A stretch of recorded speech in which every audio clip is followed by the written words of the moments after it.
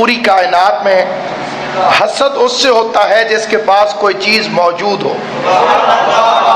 بڑی توجہ چاہتا ہوں. حسد ہمیشہ اسی سے ہوتا ہے جس کے پاس کوئی کمال ہو، جس کے پاس کوئی فضیلت ہو، جس کے پاس کوئی مقام ہو. اسی لیے آل محمد کو حسد نہیں ہوتا، کیونکہ اللہ نے ان سے زیادہ کسی کو عطا کیا ہو تو یہ کسی سے حسد کرے. آل محمد آپ کو سلام. اللہ نے جو انہیں علم عطا فرمایا، کیونکہ اس کائنات میں جو سب سے زیادہ عزت کے لائق چیز ہے اس کا نام علم ہے. جو مذمت کے قابل چیز ہے اس کا نام ہے جہالت، اور جو عزت کے لائق چیز ہے اس کا نام ہے علم. دنیا کی جتنی ترقی ہے اس کا دار و مدار علم پر ہے، جتنی بالیدگی ہے اس کا دار و مدار علم پر ہے. اور میں باعث اعزاز سمجھتا ہوں کہ مجلس اعزاز میں جہاں عظیم عزاداران قبلہ مخدوم نزاکت حسین شاہ صاحب تشریف فرمائے، وہاں کئی وکلاء حضرات تشریف فرمائے، کئی علماء تشریف فرمائے، شیعہ سنی علماء تشریف فرمائے.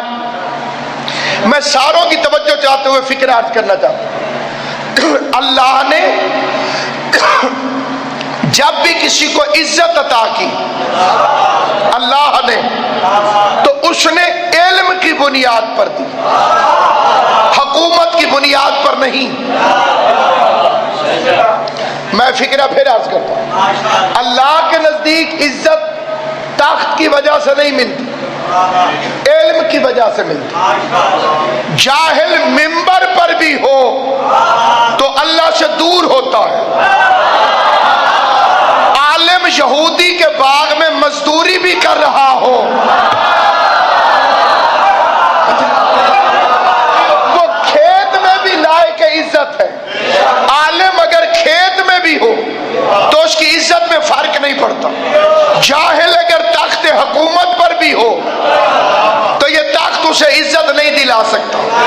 ابراہیم کے پاس علم تھا، حکومت نہیں تھی. تخت پر فرعون تھا لیکن علیہ السلام موسیٰ تھا. میں بڑی تائید چاہتا ہوں صاحبان علم کی کہ موسیٰ علیہ السلام تخت کے بغیر علیہ السلام.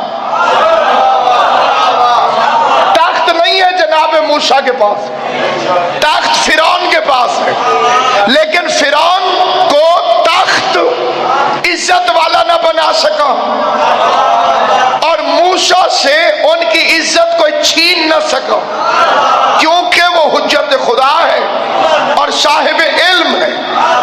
اللہ کی بارگاہ میں بلکہ پوری تاریخ آدمیت کا پہلا جھگڑا وہ علم کے ذریعے طے ہوا.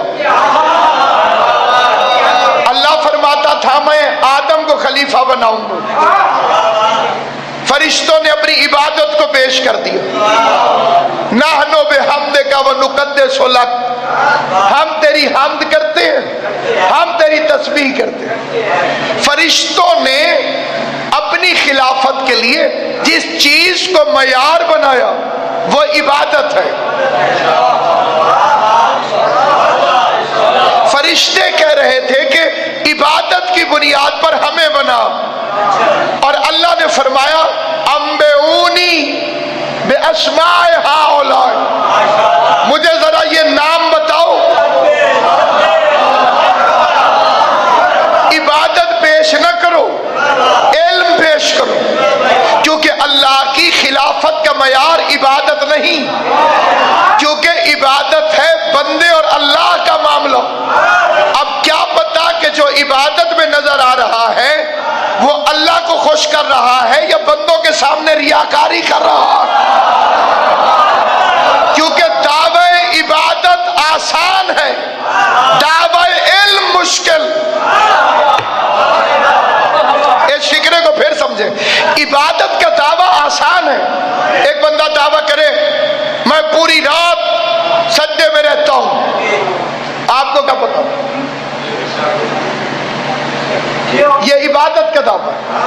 لیکن علم کا دعویٰ جو ہے، اگر کوئی علم کا دعویٰ کرے گا تو اسے سوال کر دیا جائے کہ اس سوال کا جواب دے، اور میدان میں جوہر کھول جائیں گے۔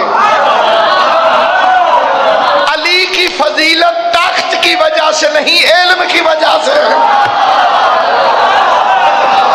میرے مولا کی فضیلت علم کی وجہ سے ہے، اس لیے کہ کائنات میں کوئی جتنا مرضی شور مچا لے، ہر بندے کا اپنا عقیدہ ہے۔ کوئی یہ کہہ سکتا ہے کہ جناب علی پہلا خلیفہ نہیں، کوئی کہہ سکتا ہے کہ علی امام المتقین نہیں، کوئی کہہ سکتا ہے کہ علی یعصوب الدین نہیں۔ ہو سکتا ہے کہ کوئی علی کو امام المتقین نہ مانے، ہو سکتا ہے کہ کوئی علی کو یعصوب الدین نہ مانے، ہو سکتا ہے کہ کوئی علی کو صراط مستقیم نہ مانے، ہو سکتا ہے کوئی علی کو حبل اللہ المتین نہ مانے، ہو سکتا ہے کوئی علی کو سبیل الہی نہ مانے، ہو سکتا ہے کوئی علی کو باب حدہ نہ مانے، ہو سکتا ہے کوئی علی کو نبع العظیم نہ مانے، ہو سکتا ہے کہ کوئی کہہ دے کہ علی صاحب لواء الحمد نہیں ہے، ہو سکتا ہے کہ کوئی کہہ دے کہ علی صدیق اکبر نہیں ہے، ہو سکتا ہے کہ کوئی کہہ دے کہ علی فاروق اعظم نہیں ہے، ہو سکتا ہے کہ کوئی کہہ دے علی جبل احتشام نہیں ہے، ہو سکتا ہے کہ کوئی کہہ دے کہ علی روزی تقسیم نہیں کرتا، ہو سکتا ہے کہ کوئی کہہ دے کہ علی نے سورج واپس نہیں پلٹایا تھا، ہو سکتا ہے کہ کوئی کہہ دے کہ علی نے آدم کی توبہ قبول نہیں کرائی تھی، یہ بھی ہو سکتا ہے کہ کوئی کہہ دے کہ علی نے نوح کی کشتی پار نہیں لگائی تھی، یہ بھی ہو سکتا ہے کہ کوئی کہہ دے کہ علی نے یوسف کو کنویں سے نہیں بچایا تھا، یہ بھی ہو سکتا ہے کہ کوئی کہہ دے کہ فرشتے علی کا حکم نہیں مانتے، یہ بھی ہو سکتا ہے کہ کوئی کہہ دے کہ علی رب نہیں ہے، یہ بھی ہو سکتا ہے کہ کوئی کہہ دے کہ علی صفات پروردگار کا مظہر نہیں ہے، یہ بھی ہو سکتا ہے کہ کوئی کہہ دے کہ علی مصطفیٰ کا جانشین نہیں ہے، ہو سکتا ہے کوئی کہہ دے علی خلیفۃ بلا فصل نہیں ہے، ہو سکتا ہے کہ کوئی کہہ دے علی یاسین کا امام مبین نہیں ہے، ہو سکتا ہے کہ کوئی کہہ دے کہ علی صاحب لواء الحمد نہیں ہے۔ علی کے نقطہ بائے بسم اللہ ہونے کا کوئی انکار کر سکتا ہے، علی کے وارث قرآن ہونے کا کوئی انکار کر سکتا ہے، علی کا تعویل قرآن کرنے کا کوئی انکار کر سکتا ہے، علی کے مسلم اول ہونے کا کوئی انکار کر سکتا ہے، علی کے کائنات کے ہادی ہونے کا کوئی انکار کر سکتا ہے، علی کے پہلے امام ہونے کا کوئی انکار کر سکتا ہے، لیکن کوئی آنکھوں سے اندھا بھی ہو، کانوں سے بہرا بھی ہو، پھر بھی یہ نہیں کہہ سکتا کہ علی عالم نہیں تھا۔ اس لیے کہ اگر میرا مولا عالم نہ ہوتا تو بڑے بڑے لوگوں کو ہلاکت سے کیسے بچاتا؟ اگر میرا مولا عالم نہ ہوتا تو بڑے بڑے لوگوں کو ہلاکت سے کیسے بچاتا؟ اور جب دعوی علم کیا تو اس دور کے لوگ بھی آرام سے نہیں بیٹھے، انہوں نے بھی حد کر دی، علی سے ایسے سوال پوچھو کہ علی حیران ہو جائے۔ چنانچہ میرا مولا وضو کر کے مسجد میں آ چکا، اور صاحبان علم جانتے ہیں کہ مومن کے لیے نماز کا اول وقت نہایت اہم ہوتا ہے، اور اول وقت کی حدیں وہ مقرر ہیں، وقت گزر جائے تو اول وقت گزر جاتا۔ ایک جنگ میں میرے مولا سے بڑا عجیب سوال کیا ایک بندے نے، اور اس سے بھی عجیب جواب دیا میرے مولا نے۔ مولا علی جنگ لڑ رہے ہیں، بندے نے آ کے پوچھا یا علی کیا نماز کا وقت ہو گیا؟ مولا نے فرمایا لا نام، نہیں ہاں۔ بندہ حیران ہو کے کہتے یا امیر المومنین یہ جواب کیا ہوا؟ پہلے نہیں اور پھر ہاں۔ فرمایا جب تو نے پوچھا تو اس وقت نہیں ہوا، اور جب میں نے لا کہا تو لا کہتے کہتے ہو گیا۔ اور ہے یہ نہیں ہم فیصلے کرتے ہیں گھڑی کو دیکھ کر، اور وقت فیصلے کرتا ہے علی کی مرضیوں کو پوچھ کر۔ اب ان کا ارادہ ہے کہ امیر المومنین کی تکبیر اولیٰ کو، پہلی اللہ اکبر کو قضا کر دیں۔ مولا مصلی پہ ہے، بندے کو یا امیر المومنین کون سے جانور بچے دیتے ہیں اور کون سے جانور انڈے دیتے ہیں؟ چھوٹے چھوٹے بچوں کے لیے بھی آج یہ سوال مسئلہ نہیں ہے، کیونکہ اس کا جواب علی بتا چکے ہیں۔ اگر میرا مولا نہ فرما چکا ہوتا تو پوری کائنات کے علماء و صاحبان علم اکٹھے ہو کے بیٹھتے، پھر بھی مکمل جواب نہ دے پاتے، پھر بھی کچھ جانور رہ جاتے۔ علی علیہ السلام نے فرمایا جن کے کان باہر ہیں وہ بچے دیتے ہیں، اور جن کے کان اندر ہیں وہ انڈے دیتے ہیں۔ اللہ اکبر۔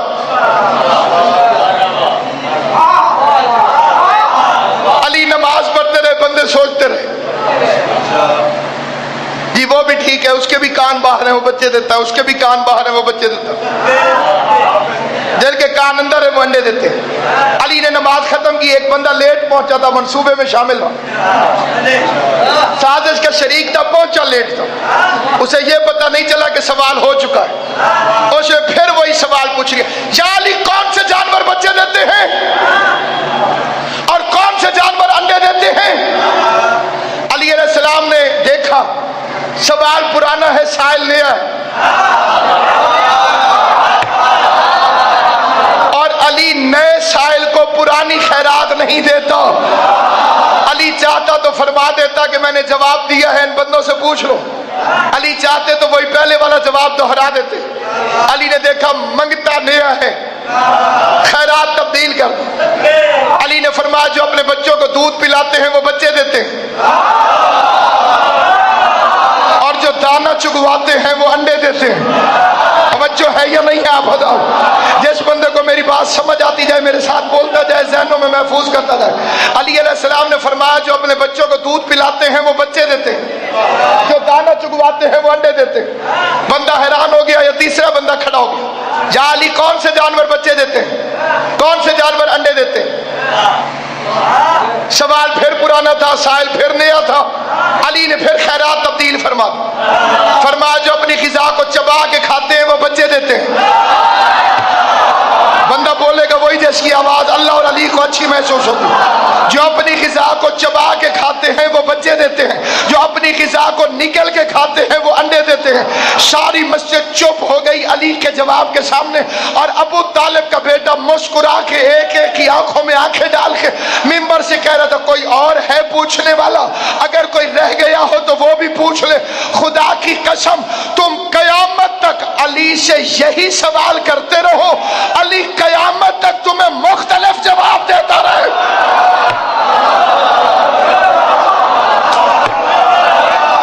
سلامت و آباد صاحب، تم مجھ سے یہی سوال کرتے رہو، میں قیامت تک مختلف جواب دیتا رہوں۔ ایک شخص ہے جس کا نام ہے ایڈورڈ کلارک، وہ کہتا ہے کہ میں نے مسلمانوں کے امام علی کا یہ فکرہ سنا، کیونکہ اس کا تعلق صرف مذہب سے نہیں تھا، پوری دنیا سے تھا۔ اس نے کہا کہ میں نے اس حدیث پر تحقیق کی، تحقیق کے اندر پہلی تحقیق یہ کی کہ علی کوئی سیاح تو نہیں تھا، گھومنے پھرنے والا انسان، دنیا کی سیر کرتا رہتا ہو اور تجربے کی بنیاد پر کہہ دیا ہو۔ اس نے کہا کہ جب میں نے تحقیق کی تو پتہ چلا کہ علی جزیرہ نما عرب سے باہر آئے ہی نہیں۔ ایسا نہیں ہوا کہ جزیرہ نما عرب سے علی باہر آئے ہو، تو جو جزیرہ نما عرب سے بھی بظاہر باہر نہ آیا ہو تو سیاح نہیں تھا۔ اس نے کہا پھر میں نے دوسری بات یہ پتہ کی کہ علی علیہ السلام کے زمانے میں امریکہ دریافت ہی نہیں ہوا تھا۔ آپ کی تائید چاہیے، جس زمانے میں میرے مولا نے یہ دعویٰ فرمایا تھا اس وقت دنیا کے نقشے پر امریکہ نہیں تھا، تو کولمبس نے 200 سال پہلے اسے دریافت کیا۔ ابھی افریقہ بھی آباد نہیں تھا، آسٹریلیا بھی آباد نہیں تھا، اور میرے مولا نے دنیا کے ہر کونے کی گارنٹی دی۔ اس نے کہا میں نکل پڑا اور میں نے الیکٹرانک छाननियों के जरिए अफ्रीका के जंगलों में रेत को छाना कि कोई छोटा सा कीड़ा मिल जाए जो अली के किसी उसूल के खिलाफ हो। उसने कहा फिर मैं समंदरों में गोताखोरों के पास गया कि कोई समंदर की दुनिया में ऐसी चीज मिल जाए जो अली के कुल्लिये के खिलाफ हो। वो कहता 3 साल की तहकीक के बाद जब मैंने मामूली से मामूली कीड़े को भी अली के फरमान के खिलाफ न देखा तो अब मेरा कलम लिखने पर मजबूर है कि अबू तालिब के बेटे अली ने कूफे के मिंबर पर बैठकर कयामत तक पूरी दुनिया की गारंटी देकर इतने यकीन से जो बात कही, न उसे इल्म जुठला सका, न उसे मुशाहिदा जुठला सका, न उसे यकीन जुठला सका। आज 1400 साल के बाद भी अली का कहना उतना ही सच है जितना 1400 साल पहले। तो वो कहता है मैं ये कहने पे मजबूर हूं कि या कायनात अली के सामने बनती रही है या कायनात अली अपने हाथों से बनाता रहा।